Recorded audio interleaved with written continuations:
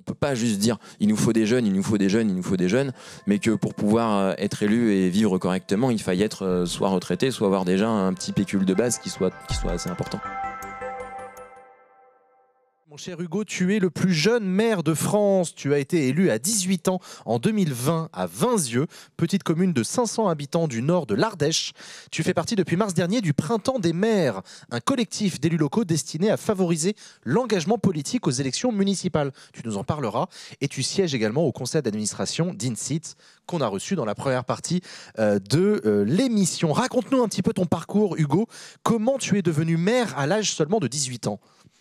Alors mon parcours, il est en fait, il est un peu atypique parce que il part de celui d'un gamin qui est très très timide, vraiment très très très timide quand je suis au collège, que j'arrive aux années lycée, etc. Et puis qui se dit qu'il a envie de changer, puis qui arrive petit à petit à s'ouvrir aux autres et au monde. Et puis quand j'arrive aux alentours de mes 18 ans, il se trouve que j'habite toujours dans un village qui est le village dans lequel je suis né quasiment, qui s'appelle Vinzieux. Et moi, quand je me balade dans ce village, j'aime bien dire, je l'ai vu grandir en même temps que moi. Et j'y vois plein de choses. Je me dis, on pourrait faire plein de projets. Ça fait, il manque de la vie, j'ai envie d'y faire revenir de la vie, etc. Et puis il y a quelqu'un, on me dit, mais pourquoi est-ce que tu mets la responsabilité de ça aux autres et pourquoi tu le ferais pas toi et pourquoi tu t'engagerais pas? Il y a une personne qui m'a dit ça, j'y réfléchis. Mais attends, tu connaissais déjà l'action municipale, le conseil municipal et tout, ça te parlait? Tu y étais déjà allé ou? Alors, oui et non. Ok. Oui, parce que, en fait, j'avais eu l'occasion de regarder comment ça marchait dans les communes autour et ça m'intéressait. Moi, je me suis toujours intéressé à la politique depuis gamin, mais je me suis jamais dit que c'était pour moi. Ouais, ok. Euh, Ça veut dire que tu n'as jamais été élu délégué, pardon. J'ai jamais été élu délégué, effectivement. Okay. C'est une info. Mais ça t'intéressait à la politique? Tu es à la télé, etc. Tu voyais passer les trucs, non? Ouais, je voyais passer les trucs à la télé. Ouais, je me rappelle les présidentielles, etc. On regardait les grands trucs à la télé. Mais en fait, il y avait la politique à la télé et puis ma vie. Ouais, et puis il n'y avait rien entre les deux. Ouais. Et puis un jour, j'ai fait un stage dans une mairie et je me suis retrouvé auprès d'un directeur de cabinet. Et là, j'étais encore très, très, très timide à l'époque. Et je me suis retrouvé pendant 2 semaines à aller sur le terrain, à aller voir le problème du bas de l'immeuble avec un échafaudage qui est mal placé et comment est-ce qu'on va le régler, etc. Et cette même personne, un jour, il a fallu régler un problème, je crois que c'était avec un cirque qui venait s'implanter dans la ville. Et il y avait un petit problème à gérer et il me donne le téléphone, il me dit tiens, tu me dis que t'es le collaborateur de cabinet parce que stagiaire, ça marche pas. Il me donne il fait le numéro. Il décroche le téléphone, il sort de la pièce et démerde-toi, quoi. Et là, je me suis dit, ah bah finalement, il y a des choses qu'on sait pas faire. Et ça m'a donné une confiance. Et on fait quand même. Et finalement, on se débrouille et on y arrive. Et ça m'a donné soif d'apprendre, en fait, et de faire des nouvelles choses. Ok. T'es un vrai ovni parmi les maires de France. Il n'y en a que 4% d'entre eux qui ont moins de 40 ans. Est-ce que tu sais d'où ça vient, cette difficulté qu'ont les jeunes à s'engager politiquement au niveau local? Oh, il y en a tout plein des difficultés. Et en fait, je ne sais pas par quel biais on prend le truc, mais il y a un premier biais de difficulté qui est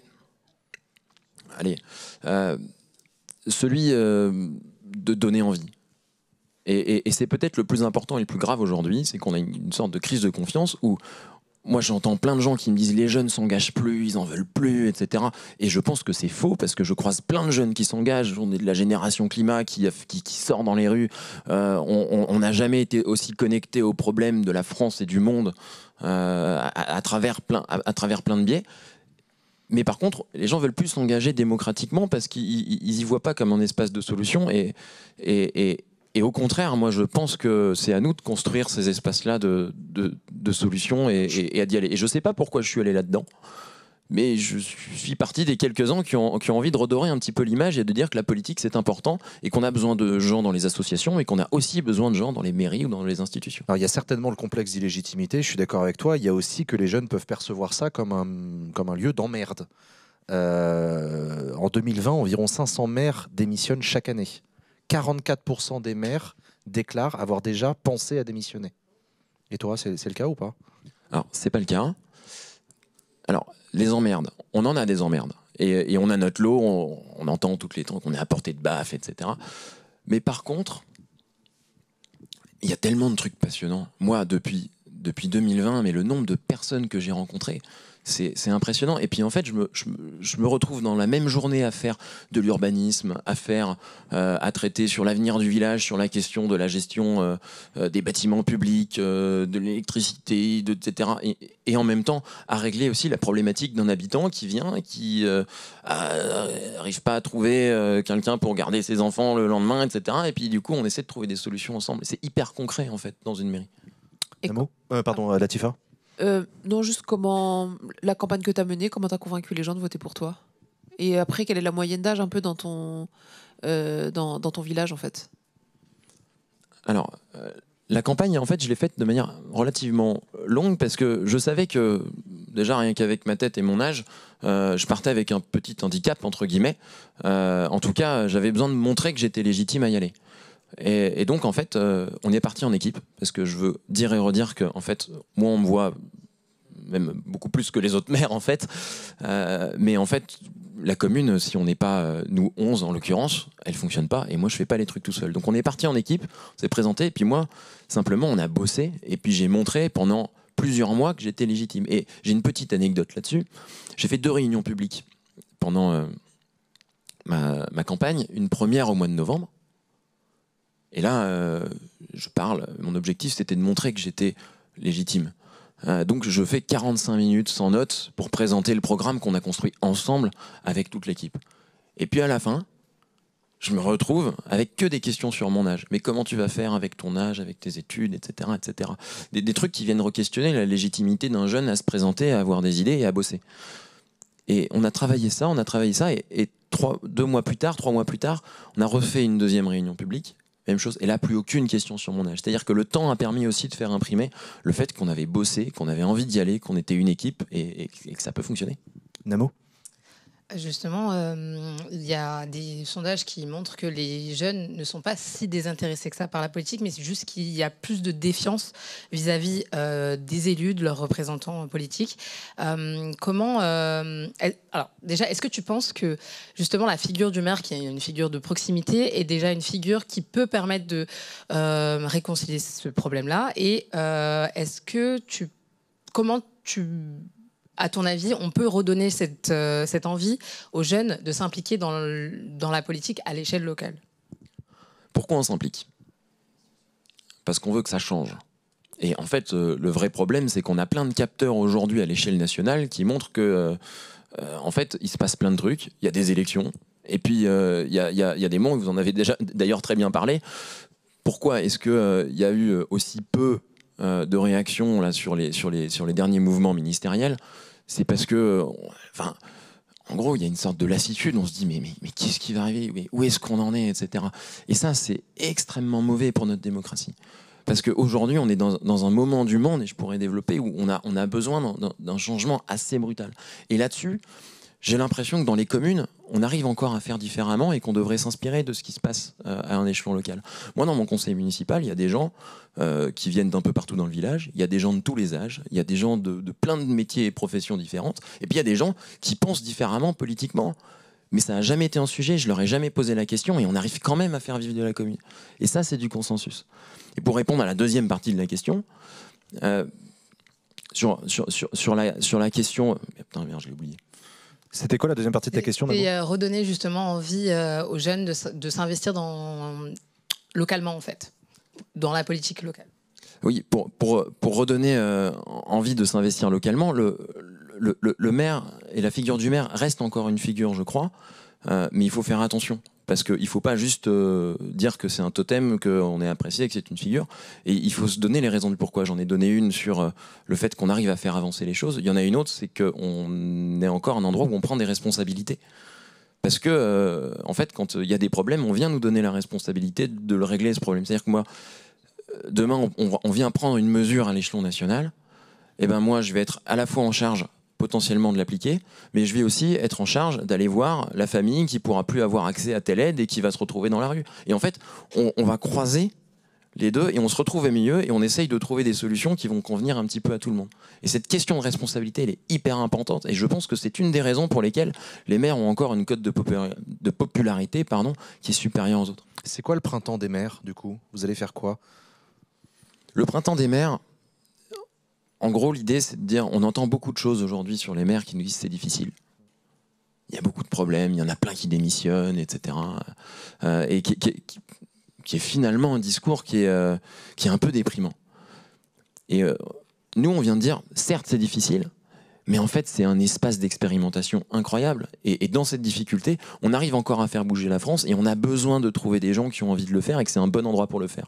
Et donc, assez modestement, avec quelques autres collègues maires, on s'est dit on va essayer de redorer un petit peu le blason de cette image des maires. Et puis, c'est une série de webinaires, c'est du mentorat, on vient travailler un petit peu sur des idées, mais l'objectif derrière, c'est de se dire qu'il y a encore un espoir et que le futur s'écrit au village ou à l'échelle de la ville. Et que si on veut que cette phrase elle devienne réalité, ben, c'est à nous de nous bouger un petit peu. Tu as été élu maire de Vinzieux, maire sans étiquette. Je voulais te demander, est-ce que dans une commune comme Vinzieux, il y a des politiques de droite et des politiques de gauche? Une action municipale, elle peut avoir une couleur politique dans une petite ville? Pas vraiment.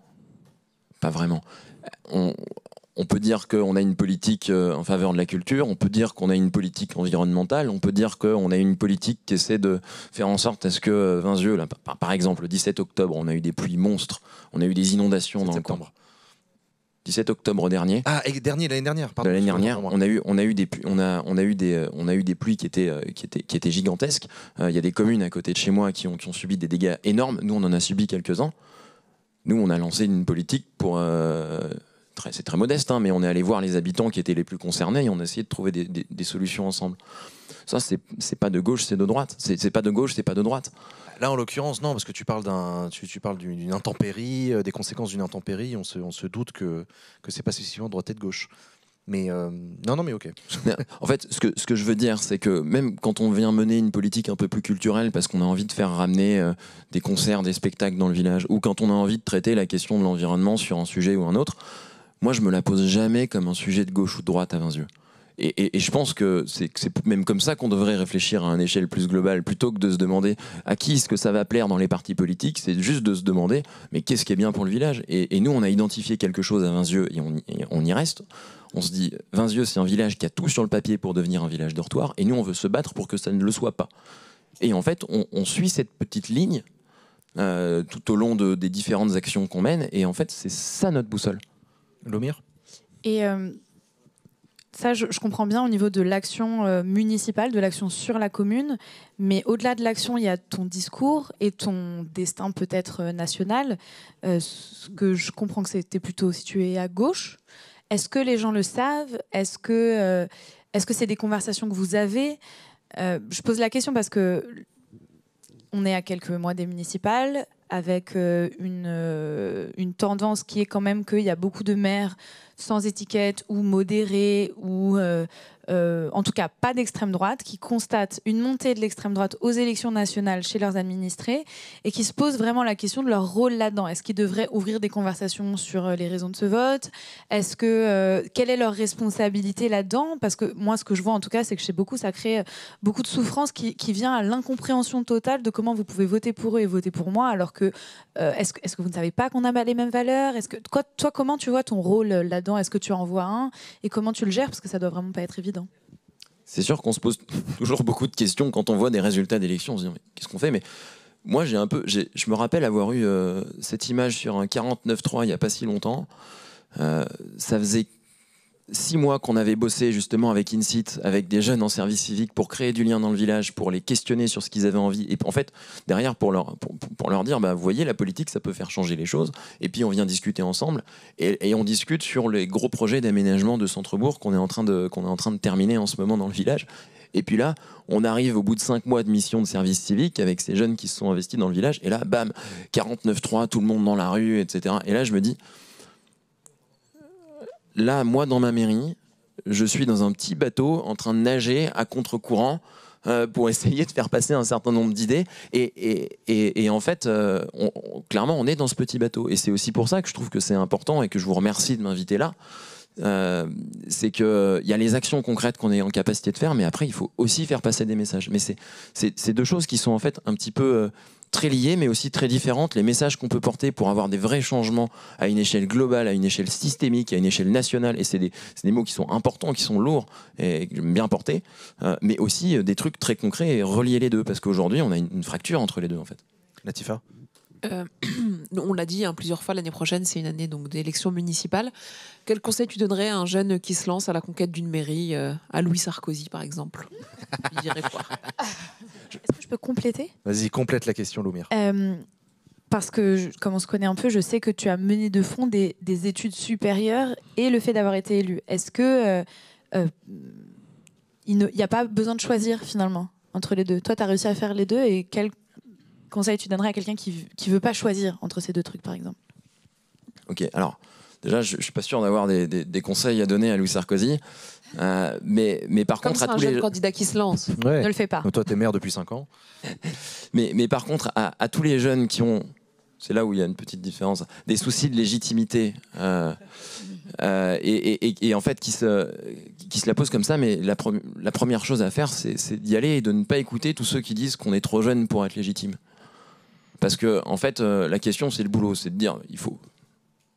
Oui, c'est dur, oui, il y a du boulot, oui, il faut apprendre plein de trucs, mais c'est passionnant et t'as ta place, parce que c'est les maires qui vont construire nos territoires de demain. Et il y en a tout plein. Et si c'est pas être maire, ce sera être adjoint. Et si c'est pas être adjoint, ce sera être élu, en fonction de l'ambition qu'on a envie de se donner. Mais il faut rentrer là-dedans, parce que c'est vraiment notre quotidien, et ce sera notre quotidien demain, ça, quoi. Et après, il y a plein d'autres problèmes. Moi, j'ai fait mes études à côté, et on parlait de ce qui pouvait empêcher les gens d'être élus. Mais aujourd'hui, c'est le problème de la valorisation. Comment est-ce qu'on est capable d'être maire, d'être étudiant et de gagner sa vie? Moi, je sais pas. Il y a des moments où c'est très difficile et où il faut réussir à boucler le bois. Et là, il y a un petit sujet à avoir, qui est le sujet sur le statut de l'élu, qui traîne depuis super longtemps, et qui peut aussi permettre la diversité et le renouvellement.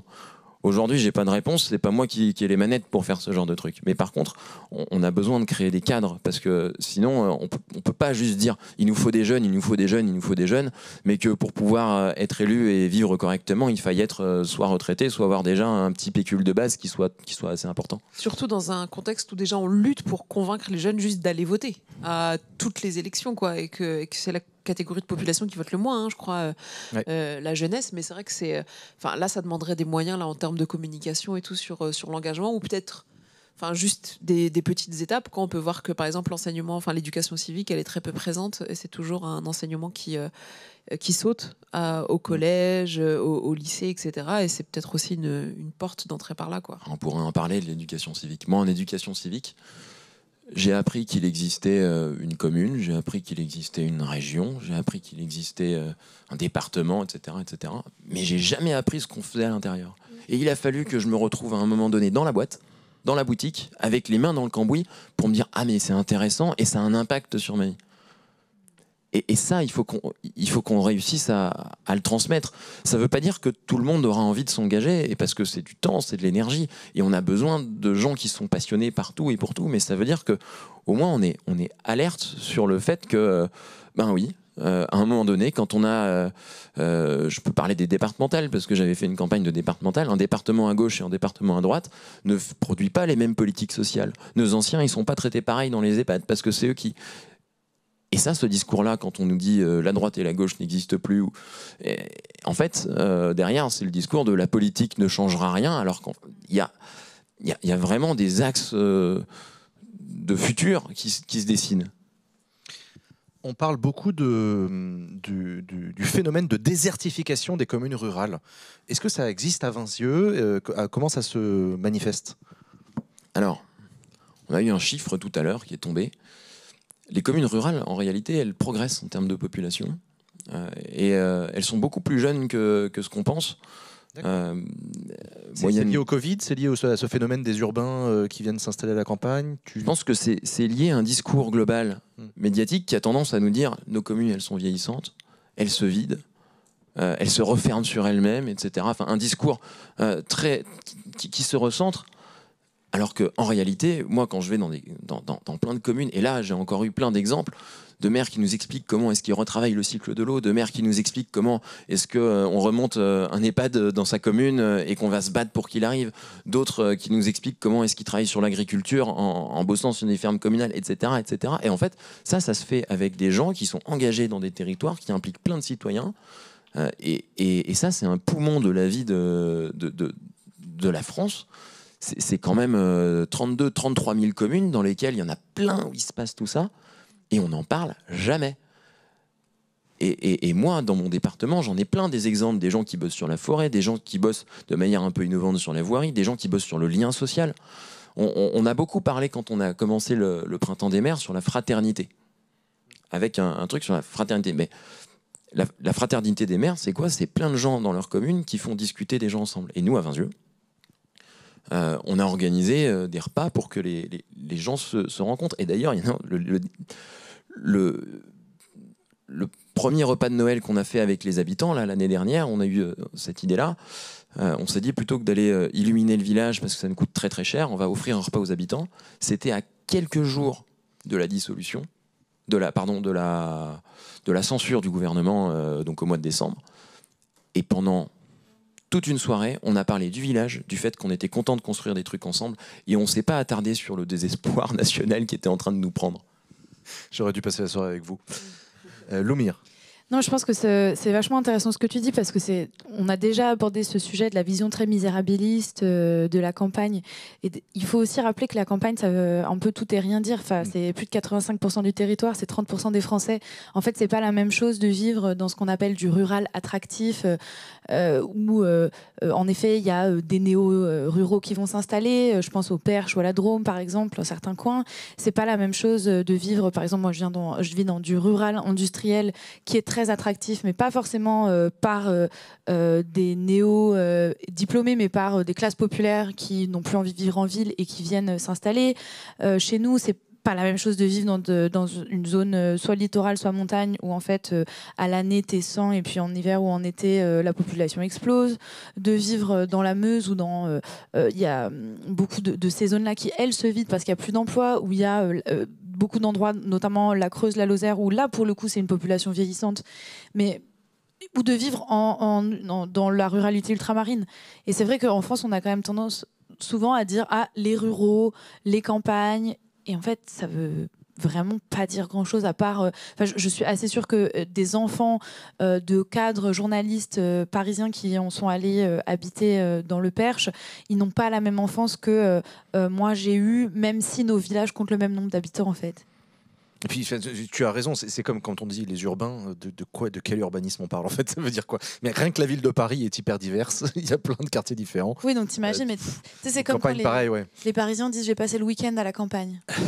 Mais où en fait? Parce que ça veut rien dire. Mais je veux rebondir sur cette vision misérabiliste. C'est une manière de dire aux communes, bon bah allez, on va vous aider parce que vous en avez besoin et puis vous n'y arrivez pas tout seul.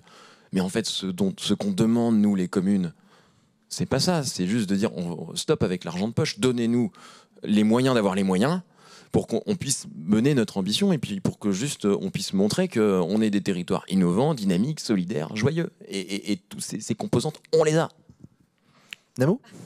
Comment est-ce que le contexte politique national impacte justement ta commune et crée peut-être une forme d'incertitude, je pense notamment avec justement l'absence de budget, tout ça. Quelles sont tes craintes par rapport à cette instabilité qu'on connaît en ce moment? Il y a un vrai paradoxe en fait. C'est que nous, dans nos communes, en vérité, ça fonctionne et on arrive à tenir la baraque et on arrive... je veux dire, nos budgets, ils ont toujours été à l'équilibre. On nous a fait faire 85 milliards de coupes diverses et variées depuis 15 ans et on arrive toujours à produire des budgets. On arrive toujours à faire des trucs et encore plus, je dirais, le lien avec les habitants, je sens qu'il est là et que j'arrive à le resserrer, que ça demande de l'énergie. Mais moi, je suis super content de voir qu'il y a de plus en plus de gens qui s'engagent à Vinzieux, qu'on arrive à partager des choses et qu'on arrive à faire des projets. Après, on a une incertitude qu'il y a là, qui plane au-dessus de nous. Et en fait, moi, je sens que l'ambiance est assez lourde et assez pesante, en fait. Et on se retrouve avec une politique communale d'un côté où on essaye de régler des problèmes, où les gens ont de l'espoir pour qu'on règle leurs problèmes, puis une politique nationale où, de toute façon, si on prend l'étude Ipsos, la très bien nommée étude sur la confiance politique qui est sortie au mois de mars, les 3 mots qui ressortent en tête, c'est colère, morosité, lassitude. Tout est dit. On le ressent quand les gens ils sont venus mettre un bulletin de vote après la dissolution législative. Nous, on tient les bureaux de vote, les maires, toute la journée. Et moi, j'aime bien être là toute la journée. J'ai senti un dépit et une colère froide qu'on ressent. Et on essaye de dealer avec tout ça, mais je vous avoue que j'ai pas encore bien compris quel était notre rôle au-delà de ça, à part de dire on a besoin de plus de moyens pour faire, parce qu'on est encore un espace où ça marche. Au moment du Covid, on avait besoin de solidarité de manière très concrète. Les maires ont été vraiment encensés par l'État, qui les aimait, qui les adorait. Et puis ensuite, il y a eu les coupes budgétaires, tu l'as dit, dans les dotations générales de fonctionnement. Comment tu l'as vécu, toi? Est-ce que c'est de plus en plus galère de boucler les budgets? Alors ça a commencé avant le Covid. Oui, c'est galère, parce qu'on a l'effet ciseaux. L'effet ciseaux, c'est quoi? C'est qu'on augmente les dépenses d'une part, on baisse les recettes de l'autre. À 20 yeux, on arrive encore à y arriver parce qu'on gagne en habitants, ce qui nous permet de maintenir et d'augmenter un petit peu nos dotations et qu'on ne voit pas les dotations baisser. Mais à un moment donné, il faut être solidaire. Et il faut être solidaire aussi des communes qui sont en difficulté parce qu'elles sont en stagnation ou en perte d'habitants, parce qu'on leur rajoute d'un seul coup des dépenses nouvelles. En fait, on est assez inquiet pour l'autonomie des communes à l'avenir. Parce que plus on réduit nos dépenses et on augmente, plus on réduit nos recettes et on augmente nos dépenses, plus on se resserre sur l'essentiel et plus on va être obligé d'aller choisir sur différentes politiques. Et en fait, derrière, il va falloir qu'on arrête les politiques innovantes qu'on peut faire pour essayer d'aller ouvrir un centre de soins, une maison de santé quelque part où il y en a besoin, d'essayer de créer des services de mobilité un peu plus conséquents parce qu'il y en a besoin. La conséquence, elle va arriver et le contre-coup, je suis pas sûr qu'il soit réellement là encore. Est-ce que la multiplication et la complexité des échelons territoriaux, ça complique ton taf? Complètement. Ouais, carrément, vas-y, raconte. Mais parce que quand on arrive et qu'on est un jeune maire, dans le sens où c'est notre premier mandat et qu'on débarque, et qu'on se rend compte qu'il y a 14 échelons différents pour aller demander, avec un échelon administratif, un échelon politique, avec des interlocuteurs qui ne sont pas tous les mêmes et qui ont des avis différents et divergents, c'est la meilleure manière de n'arriver à rien faire.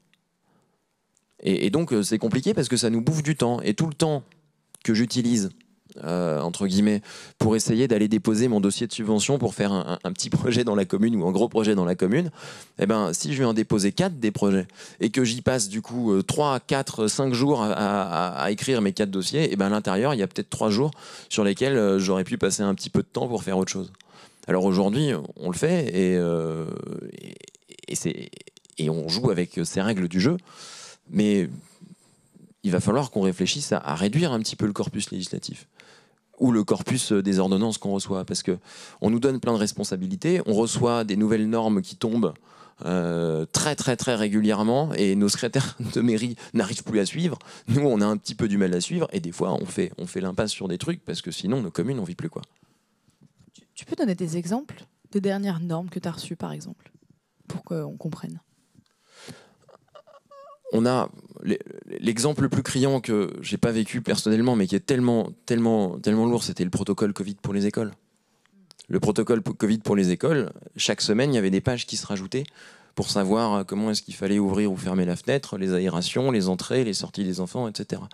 Et aujourd'hui, après, viennent se rajouter, en fait, des choses sur l'utilisation des artifices, sur la réglementation des feux de forêt, sur des protections incendie et des feux en bordure de forêt, sur lesquels on a eu récemment, sur j'en ai une en tête, sur la rénovation thermique des différents bâtiments avec des études obligatoires qui doivent tomber. Et en fait, si on prend chacun de ces trucs individuellement, c'est pertinent.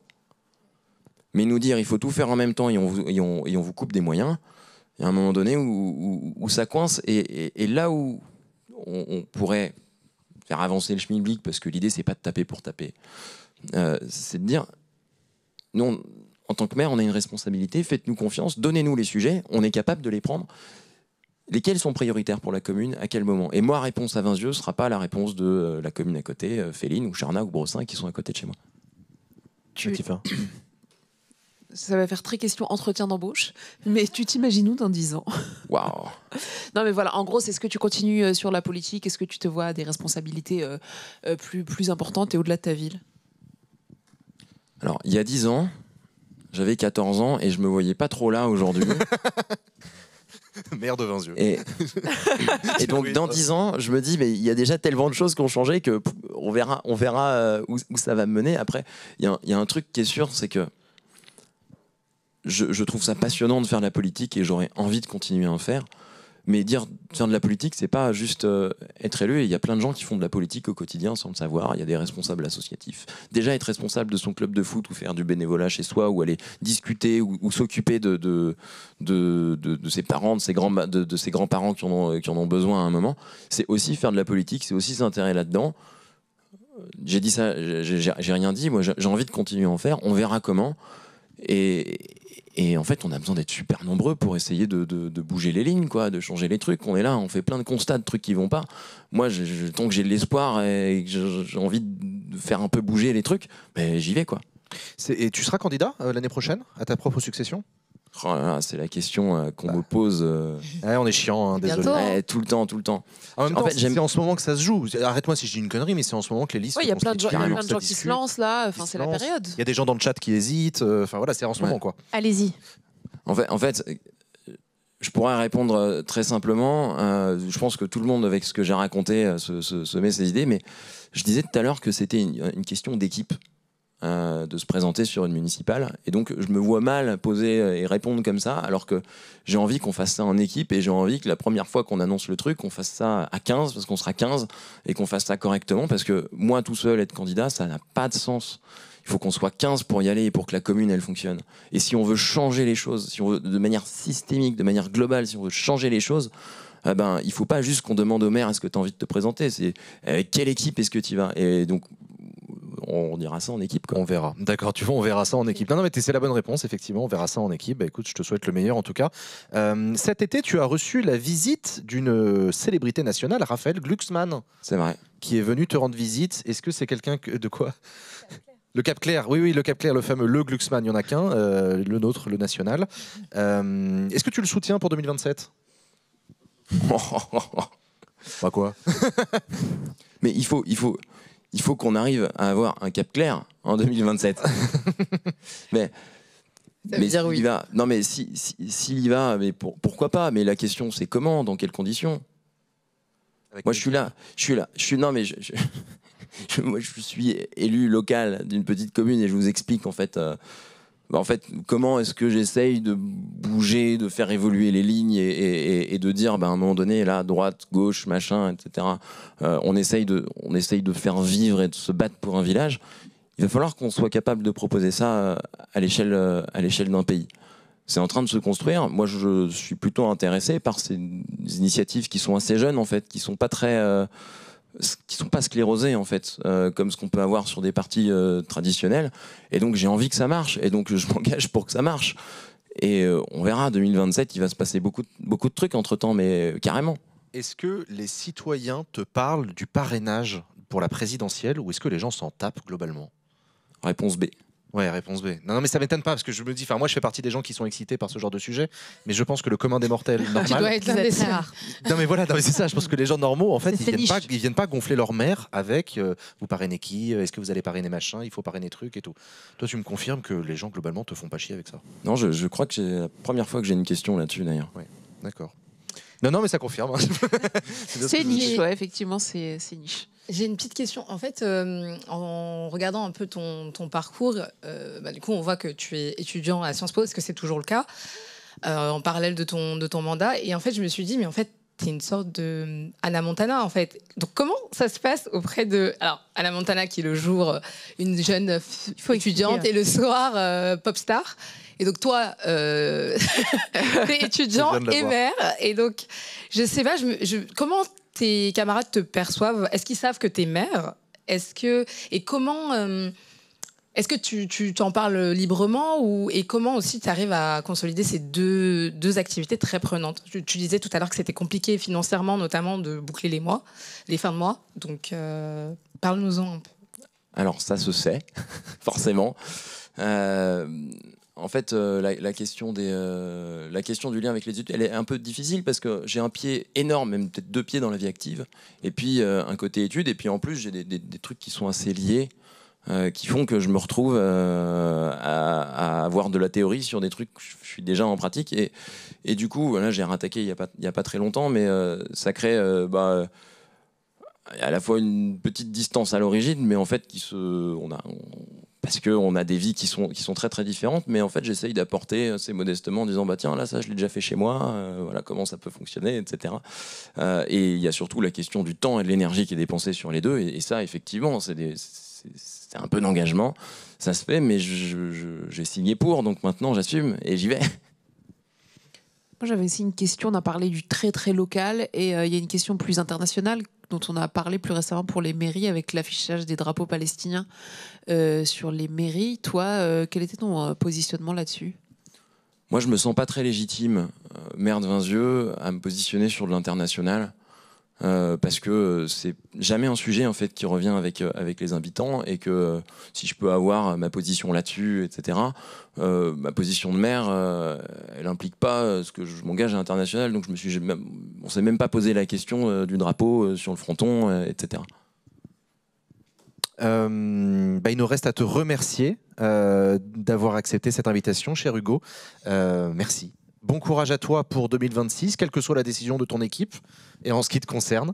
Et merci d'être venu sur le plateau de Backseat. Merci pour l'invitation à tout le monde.